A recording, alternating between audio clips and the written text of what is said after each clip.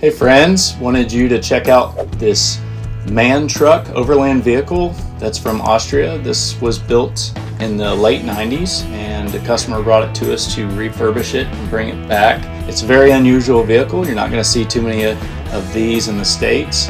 For the layout in this truck camper, as you can see, it has double bench seating with a table in between, a full kitchen galley. So in the kitchen galley you have the microwave, refrigerator, stove, sink, upper cabinets, some lower cabinets for storage. Lots of storage in this truck camper. It actually seems very spacious. There is a full bathroom with a shower and toilet, its own sink in there.